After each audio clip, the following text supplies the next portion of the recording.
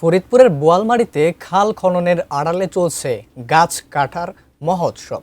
গত কয়েকদিনে নদের চাঁদ খালের দুই পাড়ের কয়েক শত গাছ কেটে নেওয়া হয়েছে। ক্ষুব্ধ এলাকার মানুষ। আর খাল খননের আড়ালে গাছ কাটা নিয়ে পাল্টাপাল্টি অভিযোগ স্থানীয় এক ইউপি চেয়ারম্যান ও বন বিভাগের। ফরিদপুর প্রতিনিধি কামরুজ্জামান সোহেলের পাঠানো তথ্য ছবি নিয়ে ডেস্ক রিপোর্ট।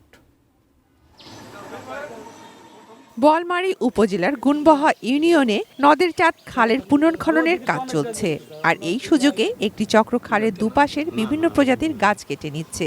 স্থানীয়দের অভিযোগ, সামাজিক বনায়নের গাছসহ খালপাড়ের সড়কে থাকা গাছগুলো নির্বিচারে কেটে নিয়ে যাওয়া হচ্ছে। যার যেটা মন চাচ্ছে সেটা গাছ বেছে ফেলতেছে। অক্সিজেনের করতে হবে, সব করতে হবে, তাই এটা কি ঠিক নেই। মানে রাস্তার পাশে থাকলে আমরা গাড়িগুড়ি চালাই, একটু আমাদের উপকার হয়, এটা না কাটলে বেশি ভালো হয়।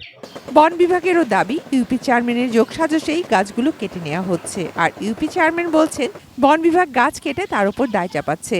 সে শুরুতে না জানিয়ে ওখানকার খাল খনন কর্মসূচির জন্য আমাদের বন বিভাগের গাছ কাটছিল। তখন আমাদের যে উপজেলার দায়িত্বে আছে সে খবর পেয়ে সেখানে তৎক্ষণাৎ যায় এবং তাকে গাছ কাটার জন্য নিষেধ করে। বন বিভাগের কর্মকর্তা সাহেবের উপস্থিতিতে বন বিভাগের গাছগুলো কাটা হয়েছে এবং সেই গাছগুলো তাদের হেফাজতে আছে। এমন পাল্টাপাল্টি অভিযোগের মধ্যেই উপজেলা প্রশাসন গঠন করেছে একটি তদন্ত কমিটি। আমরা একটি তদন্ত কমিটি গঠন করছি এবং কমিটি নিশ্চয়ই সরেজমিনের তদন্ত করে বিস্তারিত বলবে, তখন আমরা আরো সঠিকভাবে স্পেসিফিক সবকিছু বলতে পারবো। Shakila Aziz, desk report, ATN news.